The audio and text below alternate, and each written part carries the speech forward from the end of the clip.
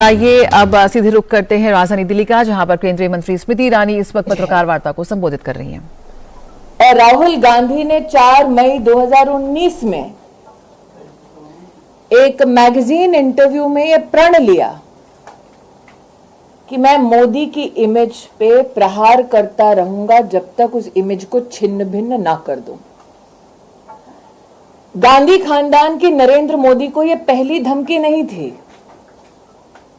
गांधी खानदान ने एड़ी चोटी का जोर आजमा लिया जब वो सत्ता में थे, लेकिन न जनता का प्रेम नरेंद्र मोदी के लिए वो कम कर सके, न जनता का साथ।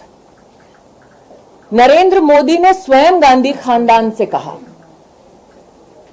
कि आप चाहे मेरा कितना भी अपमान कर लें, लेकिन राष्ट्र का अपमान ना करें। अपनी पॉलिटिकल बौखलाहट में, अपनी पॉलिटिकल फ्रस्ट्रेशन में राहुल गांधी का मोदी के प्रति विष देश के प्रति अपमान में परिवर्तित हो चुका है। इसका आपने एक प्रतिबिंबित क्षण राहुल गांधी के इंग्लैंड दौरे में देखा। लेकिन नरेंद्र मोदी का अपमान करते करते पूरे ओबीसी समुदाय का अपमान करना भी राहुल गांधी ने उचित समझा। क्या यह पहली बार है कि राहुल गांधी ने, गांधी खानदान ने दलित अथवा पिछड़े समुदाय का अपमान किया है? देश की मीडिया, देश की जनता इस बात की साक्षी है कि उन्होंने न सिर्फ ओबीसी समुदाय पर अभद्र टिप्पणी की है, बल्कि साथ ही जब राष्ट्र को पहली बार ट्राइबल परिवार की एक महिला को महामहिम राष्ट्रपति के पद तक चुनने का मौका मिला, तब भी गांधी खानदान के आदेश पर महामहिम द्रौपदी मुर्मू जी का अपमान कांग्रेस के नेतृत्व ने किया। यह बात और है कि राहुल गांधी अपनी ही पार्टी के दलित नेता से अपने चप्पल उठाते हुए दिखाई दिए और अब उनका झूठ सर चढ़कर बोल रहा है। The political psychosis of Rahul Gandhi is on full display. Rahul Gandhi 4 मई 2019 के अपने वक्तव्य पर खरे उतरने का प्रयास कर रहे हैं। नरेंद्र मोदी की इमेज पर प्रहार करने के लिए उन्होंने विदेश में झूठ बोला, देश में झूठ बोला, देश की संसद में झूठ बोला और संसद के अपने भाषण में जो झूठ बोला उसको पूरे देश ने सुना।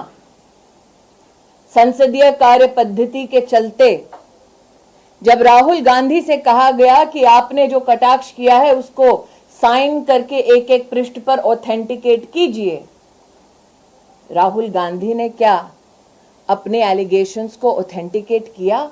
नहीं किया। ये वो व्यक्ति हैं जो सुप्रीम कोर्ट के सामने जाकर नाक रगड़कर माफी मांगते हैं और आज ढोंग करते हैं डरपोक ना होने का।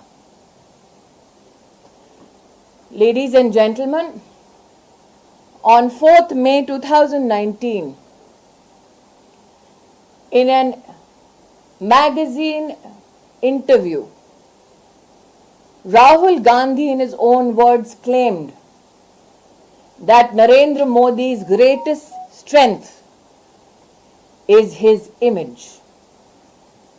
Rahul Gandhi has publicly claimed that he will attack Narendra Modi and rip his image apart. This is not the first time that someone from the Gandhi family threatened Narendra Modi. If we look at the history of the UPA, by hook and by crook, the Gandhi family tried their best to ensure that their arrogant challenge of punishing Narendra Modi for his leadership capacities to deliver development is punished. But what the Gandhi Khandan could not stop was the support of the people of India for the development politics of Narendra Modi. Narendra Modi accepted this challenge with only one request, that while the Gandhi family can attack him, this attack should not translate into an attack on the nation state. But such is the political frustration of Rahul Gandhi that a promise he made to a newspaper and a magazine could not be fructified, and hence he continued with his tirade. Like I said, the political psychosis of Rahul Gandhi is at full display. He abused and accused Modi in parliament, but could not verify his own statement by authenticating it with his own signature. This gentleman who claims false bravado in a press conference by abusing journalists went scurrying to the Supreme Court begging with an apology. That Rahul Gandhi has been convicted by a court for not abusing an individual but an OBC community is known to every citizen of our country. But is this the first time that Rahul Gandhi and his family have abused people, citizens from backward communities or tribal communities for that matter? The media, the citizens of our country saw Rahul Gandhi's political arrogance at display when a Dalit leader of the Congress party was made to pick up Rahul Gandhi's footwear. Everybody knows that when the Bharatiya Janata Party proposed the name of Srimati Draupadi Murmu, belonging to a poor tribal family, as the contender for the President of India, it is then that the Congress leadership, under the tutelage of the Gandhi family, unleashed vile attacks on Draupadi Murmu ji.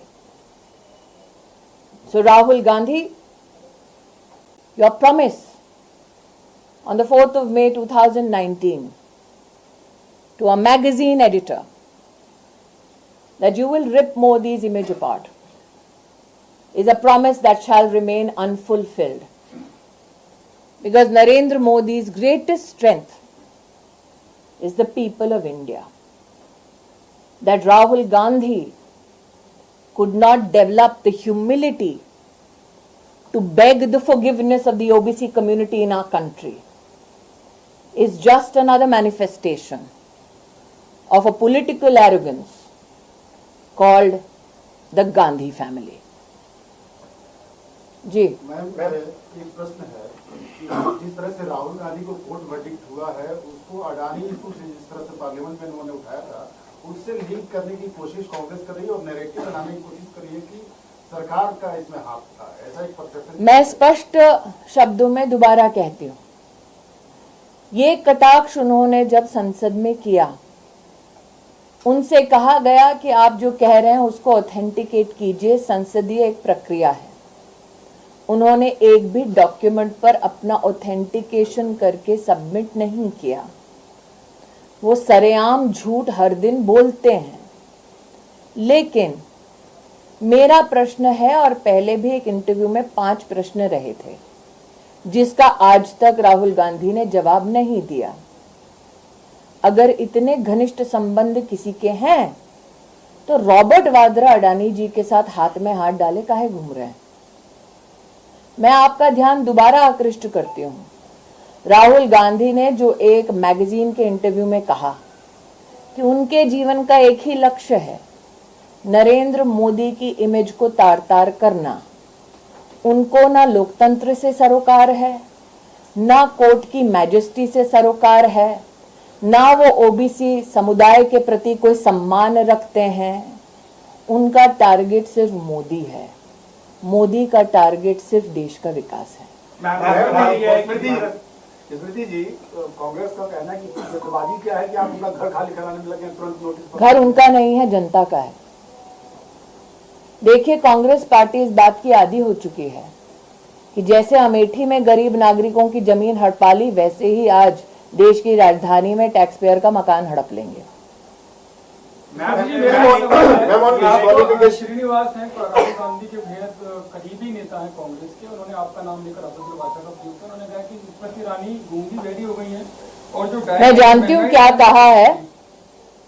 शब्द राहुल गांधी के हैं, संस्कार सोनिया गांधी का है, बस जबान युवा कांग्रेस की है। और ये मैं इसलिए कह रही हूँ कि ये पहले युवा कांग्रेस के अध्यक्ष नहीं है जो अभद्र टिप्पणी कर रहे हैं।